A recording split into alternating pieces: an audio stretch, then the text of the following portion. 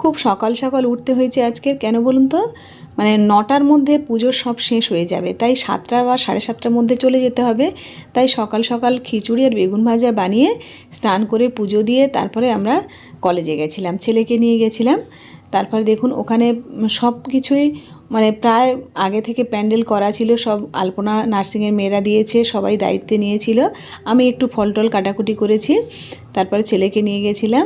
দেখুন এটা B Ed student, আর এটা হলো শর্মিষ্ঠা ম্যাম, এটা নার্সিংয়ের মানে টিচার।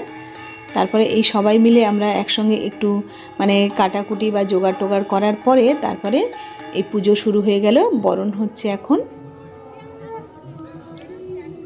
সত্যি ভীষণ ভালো লাগছে, কেন বলুন তো? সরস্বতী পুজোর সময় কি হতো, ছেলে মেয়েকে গুছিয়ে সাজিয়ে ওদেরকে পাঠিয়ে দিতাম, হাজব্যান্ড ওর স্কুলে চলে যেত, আর আমি কি করতাম, বাড়িতে থাকতাম। কিন্তু আজকে ভীষণ ভালো লাগছে, কি বলুন তো, ওদের মতো আমিও বেরিয়ে পড়েছি, সেজন্য ভীষণ ভালো লাগছে, সময়টা খুব ভালো কাটলো। আপনাদের সরস্বতী পুজো কেমন কেটেছে আমার সঙ্গে শেয়ার করতে কিন্তু একদমই ভুলবেন না, অবশ্যই শেয়ার করবেন।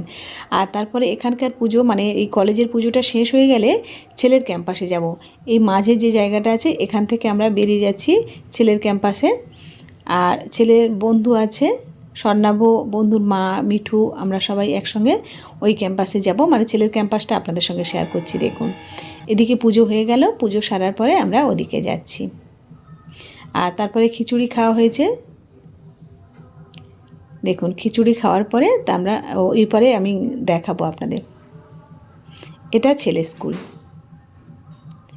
এই VSSU ইন্টারন্যাশনাল স্কুল। এই এত বড় ক্যাম্পাস, আর এখানে কয়েকজন গার্জেন ছিলেন, তাদের সঙ্গে আমরা গল্প করলাম, একটু ফটো তোলা হলো। তারপরে এখানকার পুজো প্রায় শেষের দিকে, তারপরে আমরা সবাই বাড়িতে গেলাম। খুব ভালো এনজয় করেছি। আপনারা কেমনভাবে কাটিয়েছেন অবশ্যই জানাবেন, ভালো লাগলে লাইক দিতে কিন্তু ভুলবেন না।